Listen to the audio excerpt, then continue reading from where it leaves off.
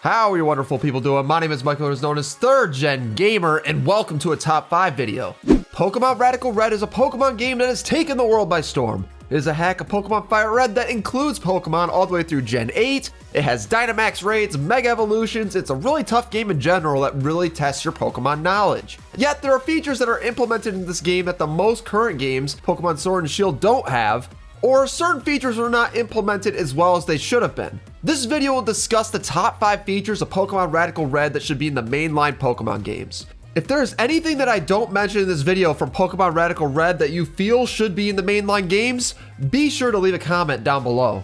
Before we get started, if you're interested in a Pokemon Radical Red Nuzlocke or a Pokemon Unbound Nuzlocke with no healing items in battle and set mode, be sure to check out my live streams. These are games that we're attempting to beat in the Nuzlocke format no matter how many attempts it takes.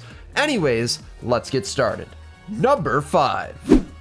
When you start Pokemon Radical Red, as you're about to go downstairs, the game will ask if you want to play as a randomizer. This is one feature Pokemon should implement, as it does create some more playability with their games.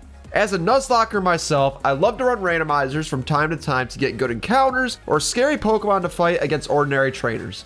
Adding a little bit of variability to the game can keep you on the edge of your seat. Even if, let's say, Pokemon said you could not do a randomizer until you beat the game once, that is fine with me. If for some reason someone working at the Pokemon company is watching, please give us this option. Some people actually software mod their Nintendo Switches to play Pokemon Sword and Shield in a randomized format, which could lead people to piracy. So if you want to stop some piracy, please put this feature in the game. Thank you. Number 4. Pokemon Radical Red has made some changes to Pokemon's base stats, abilities, and movesets to make some Pokemon that are normally useless, like Ledian and the Elemental Monkeys, worth giving another shot.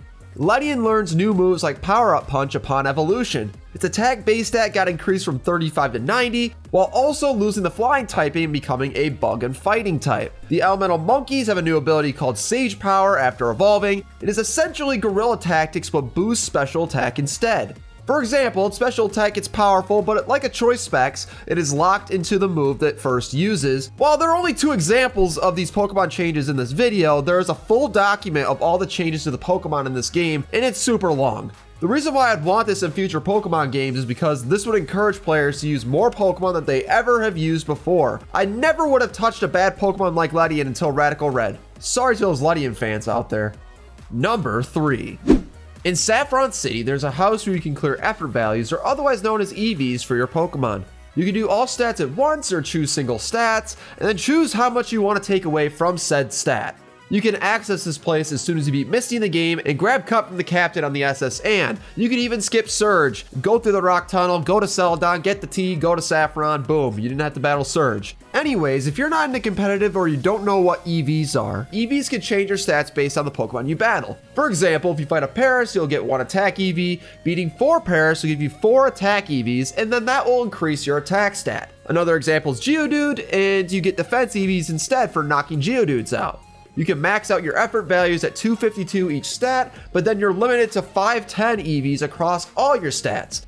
For a game like Radical Red, you need to train this way to win big fights. All the major fights have EV trained Pokemon. Of course, the mainline Pokemon games aren't difficult enough to need EV training in the main story, but for people who do competitive, there's not really a good way to clear out effort values other than berries, or if you have the DLC, you need to get Armorite ores to reset EVs with Lady Clear, and even then, you don't get the choice to clear specific stats or how much you want to clear from each stat. This means you must breed and get new Pokemon if you want to keep the original moveset, of course. You have to shake trees and hope you find berries needed to reduce effort values, or you need to pick up ore from max raid battles, and we know how bad the NPC trainers are at max raids, especially now that everyone's doing Dynamax adventures. Yeah, I'm looking at you, Martin. I'm not in the competitive community today, but I remember EV training back in Generation 4 to play competitively. It has definitely gotten better since then, especially in Sword and Shield, but why not make it even easier to build a team in order to save time? I want more options to change effort values on a Pokemon, and that would only be a matter of adding a few lines of code that would be worthwhile. Pokemon is going in the right direction for this, but obviously that'd be nice if they could improve this further. Also, please add a stat checker similar to this one from Radical Red so we can look at specific EVs and IVs of the Pokemon. Number 2. One feature in Pokemon Sword and Shield that was introduced in Sun and Moon was Hyper Training, where you could change the individual values of a Pokemon to max them out, which also boosts their stats. Once again, for a non-competitive player, I'll be able to give you another explanation. Each stat gets determined an IV count from 0 to 31 for the Pokemon, obviously 31 being the best for your stats. IVs vary from Pokemon to Pokemon. For example, you can catch 2 of the same Pokemon in the wild at the same level, and they'd have different IV values, which would mean that they would have different stats. Hyper Training in Sword and Shield brings your IVs to 31. It's a nice feature, however you need to beat the game and your Pokemon needs to be level 100 to use this feature. And also, you can only max out your IVs, where in some situations you may need to make an IV stat 0 for a Pokemon like Ferrothorn to take advantage of Gyro Ball. With 0 speed IVs, you deal more damage as you're slower than the opponent with Gyro Ball, which is good for Ferrothorn. What's the other option? Breeding a 6 IV Ditto to give yourself a better chance at a perfect IV Pokemon? Still doesn't solve the 0 IV issue. In Celadon City, you can max out your individual values on the second floor of the Celadon Mansion. There's a rocker in the game that you can pay to max out your IVs for a huge chunk of change. Seems a little pricey to max out your IVs, but you can use Thief on Meowths below Cerulean to grab nuggets and sell those to pay for it. Then if you want to make one of your IV stats 0, you can go to that house in Saffron. Anyways, having this option in future games would be ideal, as more options of getting the same thing accomplished is a good thing. Number 1. What is one thing people complain about the mainline Pokemon games? Well, there's multiple things, but what's the biggest thing? In my opinion, it's the difficulty of the Pokemon games. I don't know if it was just because I was younger when I played Pokemon, but the games nowadays for the most part have been much easier than older generations.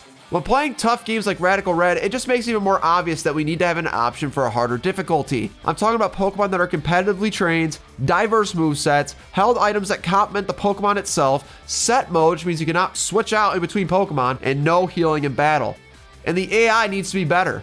And Pokemon Radical Red, for the most part, is much more difficult for the big gym leader battles or boss battles than the mainline games. Sometimes they like to switch in a little too much and, it ends up hurting them really bad, but in the end, the trainers are tougher. Just to emphasize, this would only be an option we are given at the start of the game, and normal difficulty should be on default for casual players, but we can switch to difficulty in the settings. I guess we could go around full circles on the features I mentioned earlier. If we had a harder mode for the Pokemon games, number 2 and number 3 on this list would make sense why I'd want those. I mentioned other situations that would benefit from those features, but that was the main reason why they're listed so high. Pokemon Black 2 and White 2 had a difficulty toggle available. Granted that you had to beat the original game first or you can get the other difficulty levels, and then one of them gave you easy and one of them gave you hard if you beat the game. Honestly, what's the point of easy mode if you need to win at the normal mode to get it? And why was hard mode not unlockable in both games? Okay, I'll give Game Freak a half a point for that, but a hard difficulty should be available to play for all future games from the start. You keep the hardcore audience as well as the casual. This is by far the most important feature that I would love to see in future Pokemon games.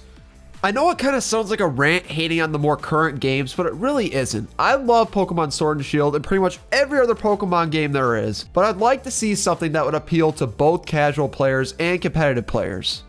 Those are my top 5 features from Pokemon Radical Red that I'd love to see in the mainline Pokemon games. Do you agree with my list? If not, be sure to let me know in the comment section what you'd want to switch around. Or if I missed something from Radical Red that should be in the real games, let me know as well. It helps with the YouTube algorithm. Thank you so much for watching, everyone. Be sure to leave a like and subscribe for more top 5 videos, challenge videos, or Nuzlocke streams. And don't forget to hit that bell icon for notifications when I upload. Thank you for watching, everyone. I hope to see you all next time.